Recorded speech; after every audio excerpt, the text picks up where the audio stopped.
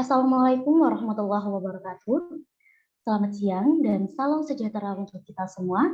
Shalom, Om Swastiastu, Namo Buddhaya, salam kebajikan, Rahayu. Yang terhormat, perwakilan Kementerian Kesejahteraan Mahasiswa, Badan Eksekutif Mahasiswa Politeknik Negeri Malang, yang saya banggakan, seluruh panitia penyelenggara sosialisasi SKKM Gelombang 2, serta para hadirin acara sosialisasi SKKM Gelombang 2 yang berbahagia. Marilah kita panjatkan puji syukur atas kehadiran Tuhan Yang Maha Esa, atas rahmat, hidayah, dan karunia-Nya, sehingga kita dapat berkumpul dalam acara sosialisasi SKKM Gelombang kedua pada hari Senin, 13 Februari 2023.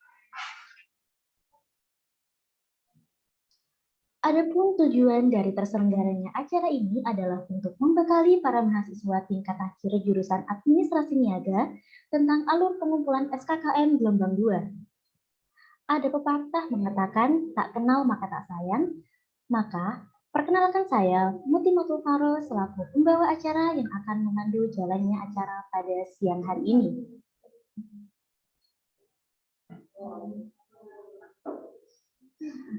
Hadirin sekalian yang saya hormati, adapun susunan acara pada siang hari ini adalah sebagai berikut. Yang pertama, pembukaan. Yang kedua, penyampaian materi SKKM oleh Kementerian Kesejahteraan Mahasiswa Badan Eksekutif Mahasiswa Politeknik Negeri Malang. Yang ketiga, sesi tanya jawab, serta yang terakhir yaitu pembacaan kesimpulan. Marilah kita buka acara pada siang hari ini dengan membaca doa terlebih dahulu. Semoga acara sosialisasi SKKM Gelombang 2 diberikan kelancaran hingga akhir acara nanti. Berdoa menurut keyakinan dan kepercayaan masing-masing dimulai.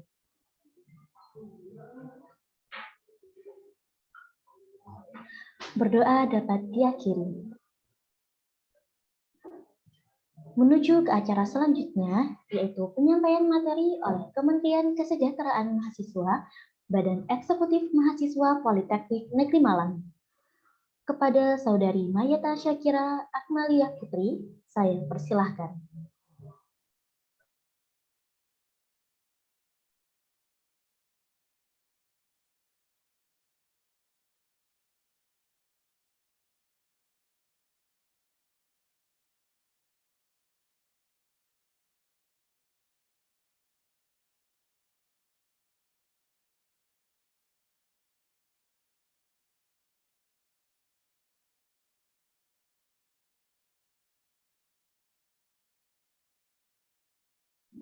Mohon maaf kepada Kak Mayeta untuk suaranya tidak terdengar.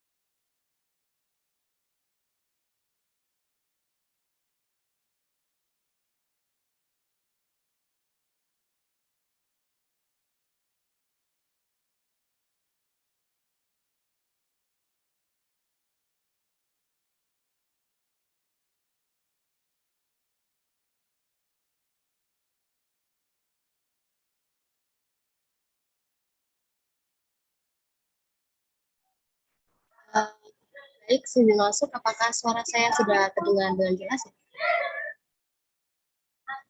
Sudah, Kak. Izin share screen.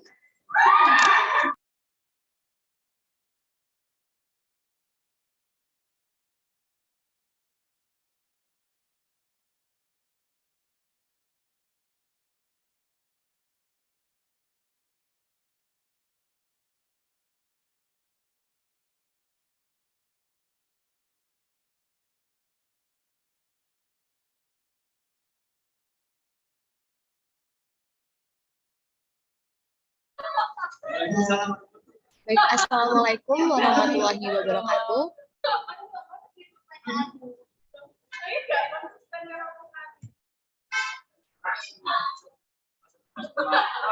Sebelumnya saya ucapkan terima kasih kepada teman-teman panitia yang telah menyediakan waktu dan tempat untuk berjalannya sosialisasi SKKM gelombang kedua di Zoom pada siang hari ini. Selanjutnya saya ucapkan terima kasih juga kepada Mas Mbak yang telah menyempatkan hadir pada acara sosialisasi SKKM gelombang kedua siang hari ini. Sebelumnya perkenalkan, nama saya Meta Syakira, selaku anggota Kementerian Kesejahteraan Mahasiswa BEM Polinema tahun 2022-2023. Dan di sini saya juga tidak sendiri, saya ditemani oleh rekan saya, yakni Veronica, selaku anggota Kementerian Kesejahteraan Mahasiswa Politeknik Negeri Malang tahun 2022.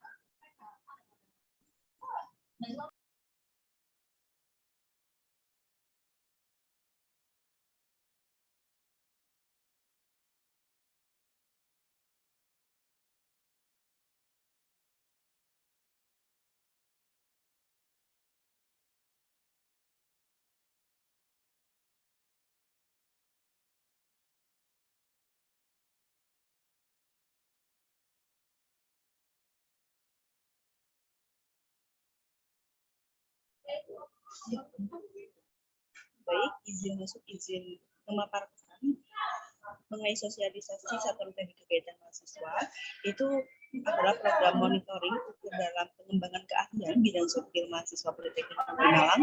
Yang program ini bersifat wajib bagi seluruh mahasiswa Politeknik Negeri Malang selama masa studi di Politeknik Negeri Malang. Dan untuk kegiatan yang dapat diikuti oleh mahasiswa dapat kegiatan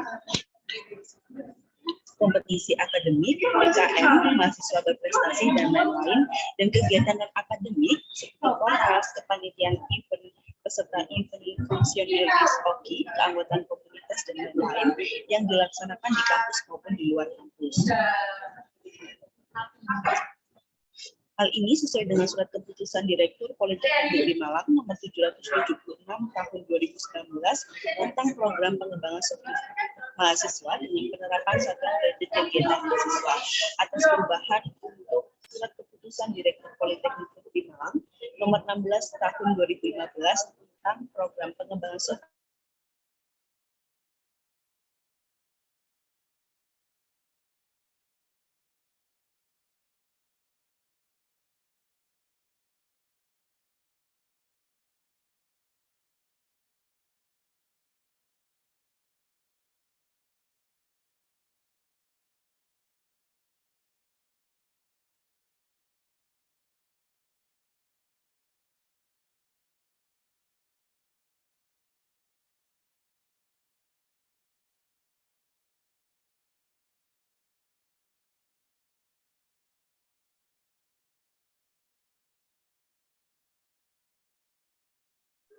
Mohon maaf, sepertinya terdapat kendala dari teman-teman pihak BEM. Mohon untuk ditunggu sebentar.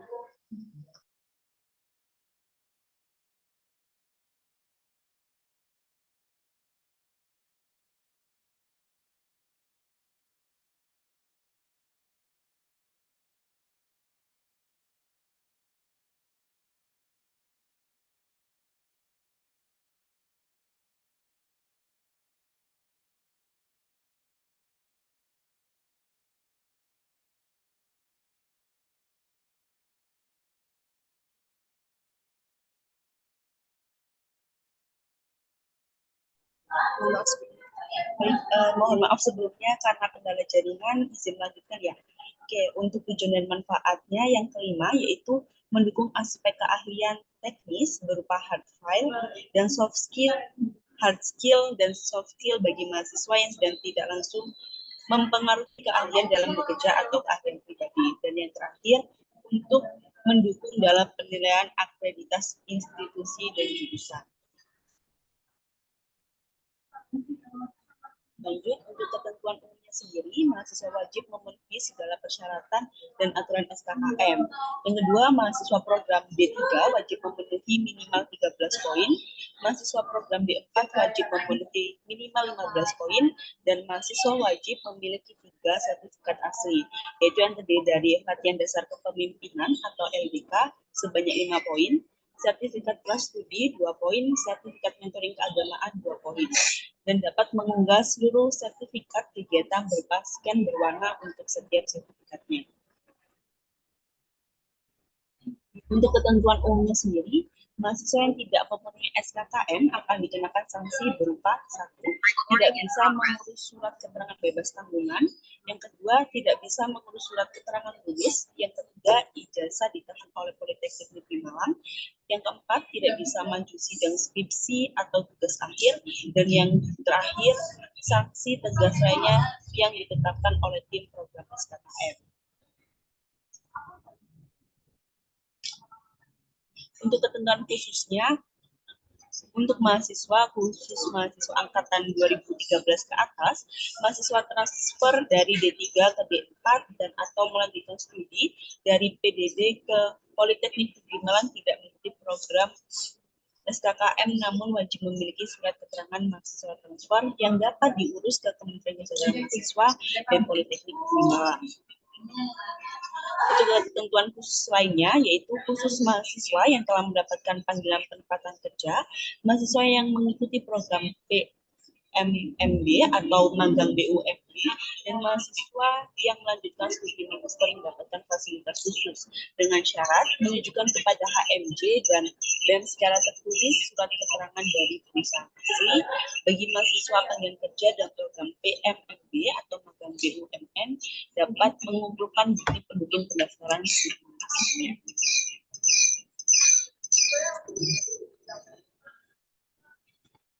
Oke, akan saya lanjutkan untuk kegiatan yang tidak diakui di SKKM. Yang pertama, tes English TOEFL atau sertifikat bahasa lainnya.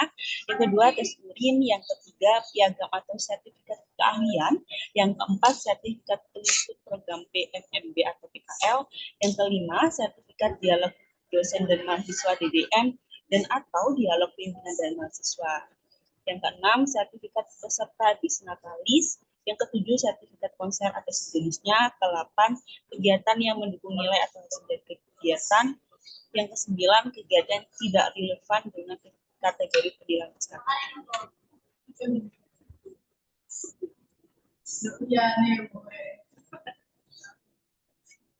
Baik, izin melanjutkan. Jadi untuk flowchart dari SKKM sendiri, dimulai dari mahasiswa mengikuti kegiatan, selanjutnya kegiatan ini menghasilkan sertifikat sendiri, hanya bisa di-scan dan mengupload di web SKKM. Untuk upload sendiri harus memperhatikan ketentuan seperti itu ya Mas Mbak. Jadi untuk penguploadannya bisa di-upload scan berwarna dan di-upload di web SKKM. Gitu. Untuk selanjutnya akan diverifikasi oleh HMJ secara online. Nah, ketika nanti sertifikat yang diupload tidak memenuhi kriteria ataupun ketentuan akan dikembalikan kepada mahasiswa dan dari mahasiswa bisa mengupload ulang dari sertifikat yang dimiliki. Ketika sudah divalidasi ataupun diverifikasi oleh HMJ, bisa dilanjutkan dengan cetak form. Nah, untuk form sendiri nantinya dikumpulkan bersamaan dengan sertifikat kepada HMJ secara offline.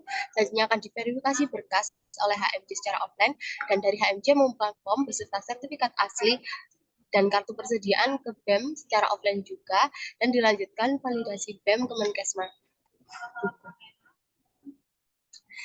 Setelah divalidasi oleh BEM Kemenkesma, akan dilanjutkan validasi oleh Presiden BEM.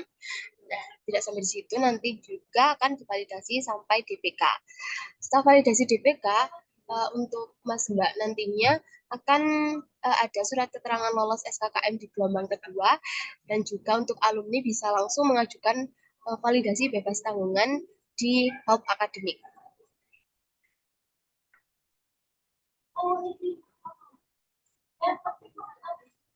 Untuk di gelombang kedua ini kami juga membentuk timeline untuk pengajuan SK, di mana tujuannya agar nantinya saat dalam masuk timeline penguploadan dari Mas Mbak sudah bisa menyiapkan surat ataupun sertifikat yang dibutuhkan untuk penguploadan. Jadi untuk pengajuannya kita buka dari tanggal 13 Februari sampai dengan tanggal 27 Februari. Untuk prosesnya sendiri mohon maaf, untuk prosesnya sendiri mulai tanggal 28 Februari sampai dengan tanggal 13 Maret, dan untuk pengambilannya bisa dimulai tanggal 13 Maret sampai tanggal 17 Maret.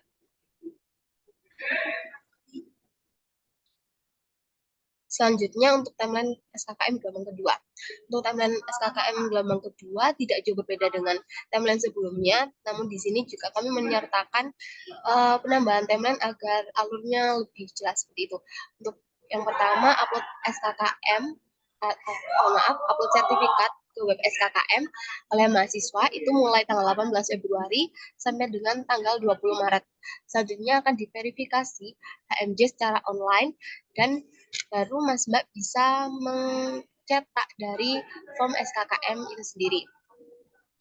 Untuk selanjutnya, pengumpulan sertifikat form ke HMJ dari tanggal 20 Februari sampai tanggal 28 Maret, dan diverifikasi HMJ secara offline mulai dari tanggal 20 Februari sampai tanggal 3 April. Kemudian di sini kami menambahkan timeline pengumpulan berkas SKKM ke BEM mulai dari tanggal 20 Februari sampai dengan tanggal 5 Maret, tanggal 5 April. Dikarenakan evaluasi kemarin kurang jelasnya timeline pengumpulan berkas ke BEM mengakibatkan masih banyak berkas yang stuck ataupun berhenti di HMJ.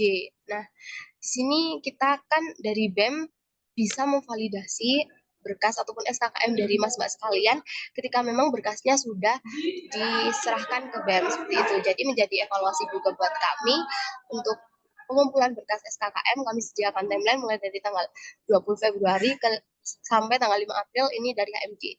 Selanjutnya dilanjutkan validasi BEM itu mulai dari tanggal 20 Februari sampai tanggal 20 April. Validasi DPK mulai dari tanggal 21 sampai tanggal 28 April, dan pengumuman lolos SKKM gelombang kedua mulai dari tanggal 29 sampai dengan tanggal 30 April.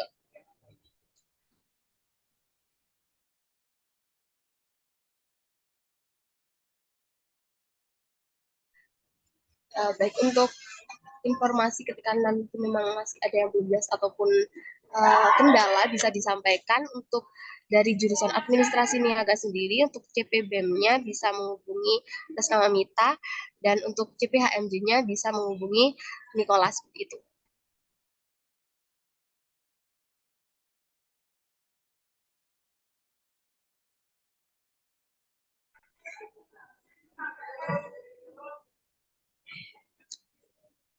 Untuk gelombang kedua ini masih sama dengan gelombang yang pertama, yakni sesuai dengan nota dinas nomor 140, bahwasanya untuk penerapan satuan kredit kegiatan mahasiswa ini dikembalikan pada ketentuan tahun 2017-2019 sesuai buku pedoman tahun 2019, di mana ketentuan yang ada ini poin pertama, mahasiswa diwajibkan untuk mengunduh dan membaca buku pedoman SKKM pada http://lj pedoman SKKM 2019.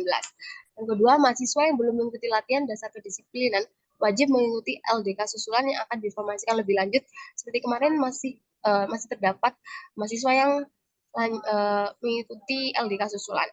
Yang ketiga, mahasiswa angkatan tahun 2020 wajib mengikuti kegiatan latihan dasar kedisiplinan yang akan diinformasikan lebih lanjut. Yang keempat, mahasiswa yang kehilangan sertifikat LDK dapat mengurus surat keterangan pengganti sertifikat LDK melalui BEM. Yang kelima, mahasiswa yang belum mengikuti prastudi atau terdapat kendala pada sertifikat prastudi diminta untuk menghubungi masing-masing himpunan mahasiswa jurusan sesuai timeline yang sudah kami jelaskan sebelumnya. Untuk poin yang keenam, mahasiswa yang belum mengikuti monitoring keagamaan atau terdapat kendala pada sertifikat monitoring keagamaan diminta untuk menghubungi masing-masing organisasi keagamaan. Nanti juga akan di-share juga mengenai CP dari organisasi keagamaan. Yang ketujuh, program SKKM ini berlaku sebagai salah satu syarat pengajuan tugas akhir atau skripsi untuk mahasiswa D4 angkatan 2019 dan D3 angkatan tahun 2020.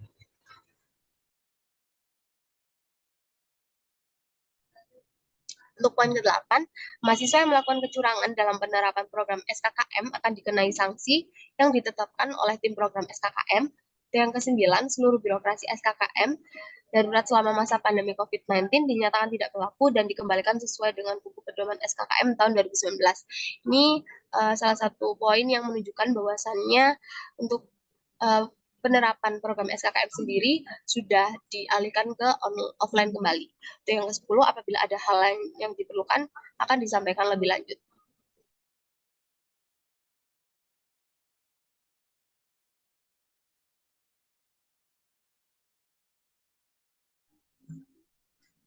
Selanjutnya, poin-poin ataupun sertifikat yang diakui di SKKM menurut buku pedoman. Untuk sertifikat wajibnya, sesuai yang sudah dijelaskan bahwasanya untuk Ordik ini sama dengan prastudi memiliki 2 poin, untuk LDK 5 poin, dan untuk mentoring keagamaan 2 poin. Ini merupakan sertifikat wajib yang harus di-upload ataupun dimiliki oleh seluruh mahasiswa Polinema.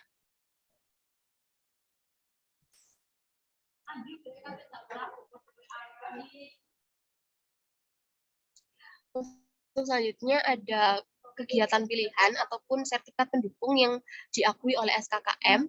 Nah, ini ada dari tingkat internasional, nasional, regional, kabupaten, kecamatan. Itu sertifikat keorganisasian seperti itu. Selanjutnya ada keanggotaan organisasi internal kampus, itu juga diakui di SKKM, baik ikut dalam lembaga tinggi maupun HMJ dan UKM. Selanjutnya juga ada sertifikat kepanitiaan yang diakui di SKKM. Sama halnya dengan sebelumnya, ada tingkat internasional, nasional, regional, kabupaten, kecamatan, desa atau kelurahan, internal kampus. Ada juga sertifikat kejuaraan ataupun kompetisi perlombaan, sama dibedakan berdasarkan tingkatnya juga. Dan ada sertifikat penelitian pengabdian masyarakat, seminar, kuliah tamu, ini yang banyak dimiliki dari mahasiswa Polinema. Jadi untuk seminar, webinar seperti itu diklasifikasikan berdasarkan tingkatnya, yaitu internasional, nasional, lokal. Dan juga bisa sertifikat penghargaan akademik. Jadi mahasiswa prestasi seperti itu ataupun IPK tertinggi itu bisa dijadikan poin SKKM seperti itu. Selanjutnya, sertifikat hak paten atau hak cipta.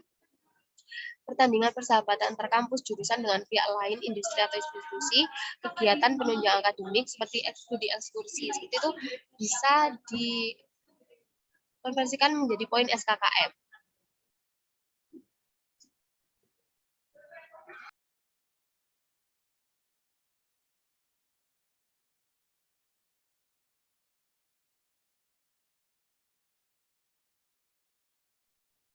Untuk Mas Mbak bisa mengunjungi web SKKM, yaitu skkm.polinema.ac.id. Nanti di sana Mas Mbak bisa login menggunakan username dan passwordnya menggunakan NIM. Jadi username-nya NIM, passwordnya juga NIM. Nanti juga bisa diganti terlebih dahulu untuk password dan dilengkapi informasi-informasi mengenai data diri seperti itu.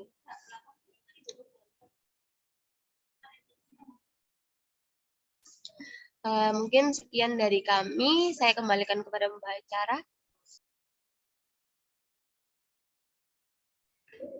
Baik, terima kasih saya ucapkan kepada Saudari Malika atas penyampaian materi yang telah diberikan. Untuk acara selanjutnya, yaitu sesi tanya jawab. Untuk hadirin yang ingin bertanya, harap raise hand dan menyampaikan nama, prodi, serta pertanyaan yang ingin ditanyakan, atau bisa langsung on mic dan menyampaikan nama, prodi, dan pertanyaan yang ingin ditanyakan. Saya akan membatasi 3 pertanyaan, dengan masing-masing pertanyaan saya batasi 2 sanggahan dan 1 closing statement.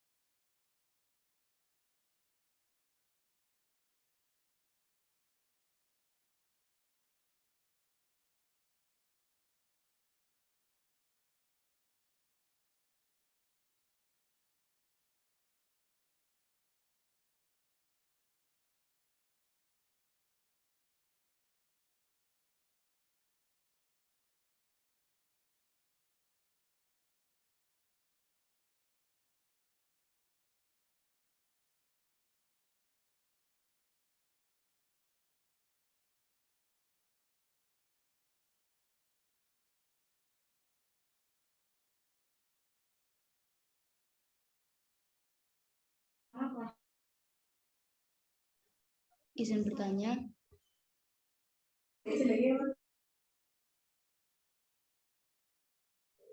Baik, dipersilahkan.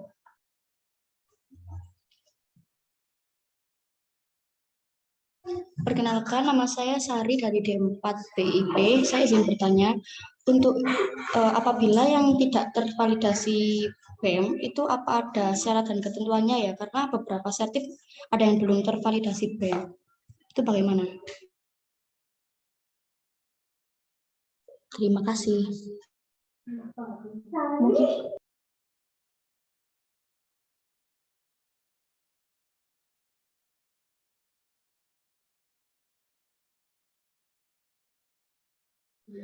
Mungkin dari teman-teman BEM bisa langsung menjawab pertanyaan dari Kak Sari. Baik, izin masuk. Terima kasih atas pertanyaan Kak Sari. Jadi untuk sertifikat yang belum divalidasi itu mungkin ada beberapa kemungkinan, ada beberapa studi case juga yang udah kejadian juga itu dari sertifikat wajibnya. Nah, dari sertifikat wajib yang dikumpulkan itu wajib tanda tangan basah seperti itu. Jadi ketika ada kendala di sertifikatnya, entah sertifikat secara hasilnya hilang, itu bisa digantikan oleh SK seperti itu. Namun di sini kami memberi pelonggaran untuk sertifikat prastudi.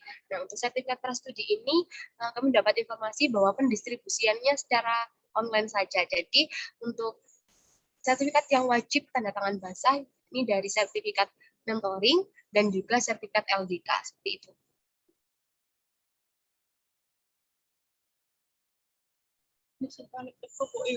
Untuk kemarin juga terdapat studi case juga bahwasanya beberapa mahasiswa belum melewati validasi dari BEM sendiri. Nah, itu dikarenakan dari pengumpulan berkas yang seperti saya sebutkan tadi, bahwasanya menjadi evaluasi juga untuk timeline ketika kurang jelasnya timeline pengumpulan sertif ataupun berkas ke BEM seperti itu. Jadi beberapa sertifikat dari mahasiswa masih stuck di HMJ. Jadi dari kami belum bisa memvalidasi karena dari berkasnya belum diserahkan kepada kami seperti itu. Namun tidak perlu khawatir, nantinya untuk sertifikat yang telah dikumpulkan bisa langsung diikutkan pada gelombang kedua.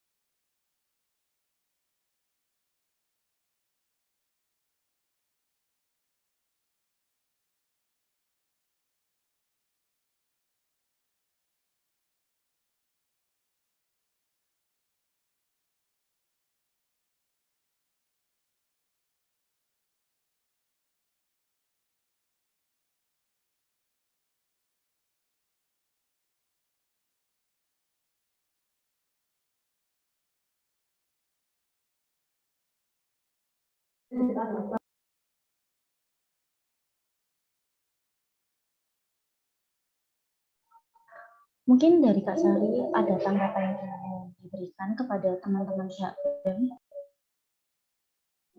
Sudah cukup, terima kasih. Baik, sama-sama. Mungkin dari hadirin yang hadir, apakah ada pertanyaan yang ingin ditanyakan mengenai SKKM gelombang kedua ini?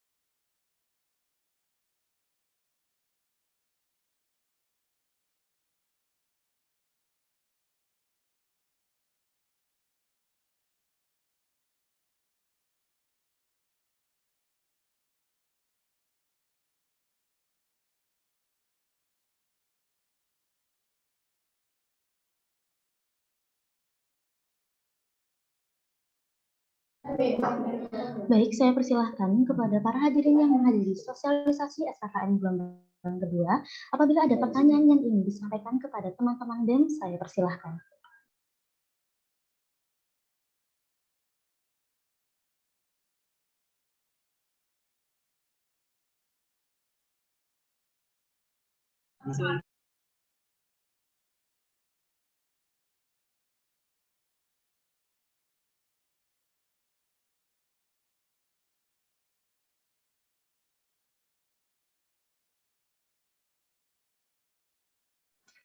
Baik, izin masuk, izin informasikan juga kepada Mas Mbak, untuk tingkat akhir ini bisa langsung mempersiapkan dulu untuk berkas-berkasnya agar nantinya waktu sudah ada pembukaan gelombang kedua itu sudah bisa mulai upload sertifikatnya di berkas KKM-nya.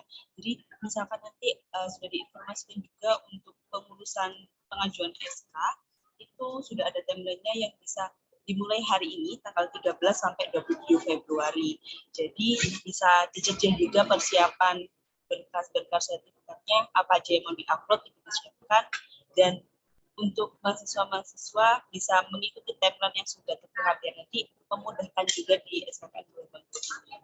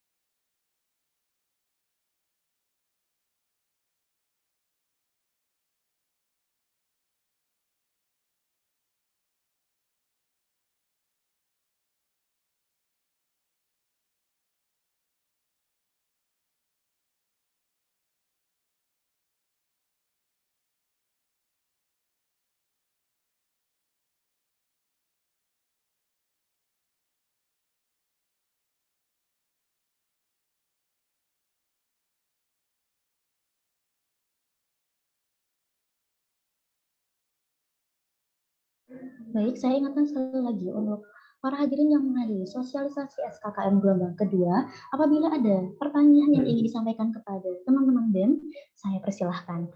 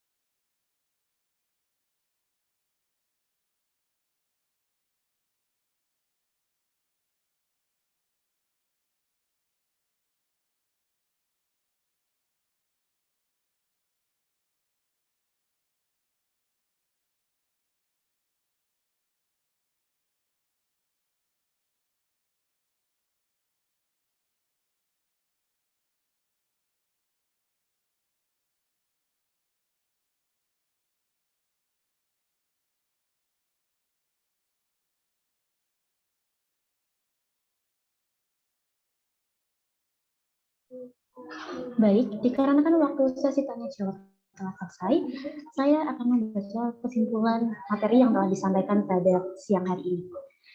SKKM merupakan salah satu syarat lulusan yang harus diikuti untuk semua mahasiswa jurusan. Saya ingatkan sekali lagi untuk D4 yaitu sebanyak 15 poin dan D3 yaitu sebanyak 13 poin.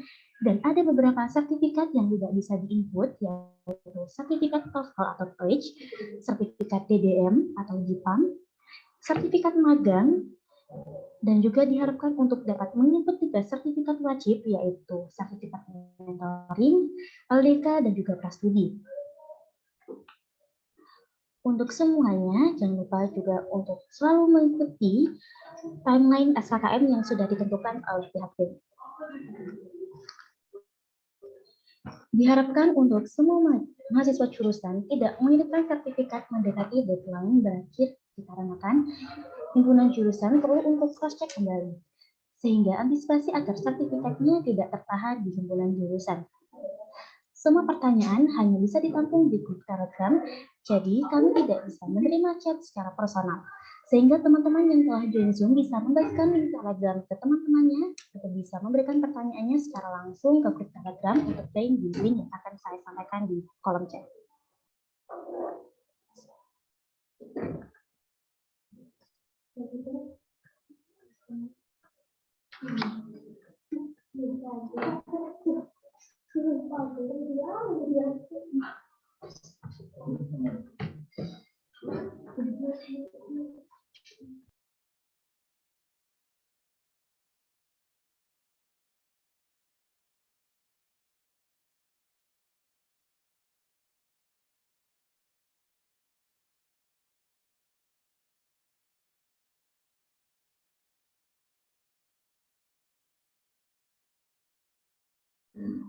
Tibalah kita di penghujung acara. Saya ucapkan terima kasih kepada hadirin yang telah menyempatkan waktu untuk hadir pada acara sosialisasi SKKM gelombang kedua. Saya selaku pembawa acara mewakili panitia yang bertugas pamit undur diri. Wassalamualaikum warahmatullahi wabarakatuh. Waalaikumsalam warahmatullahi wabarakatuh.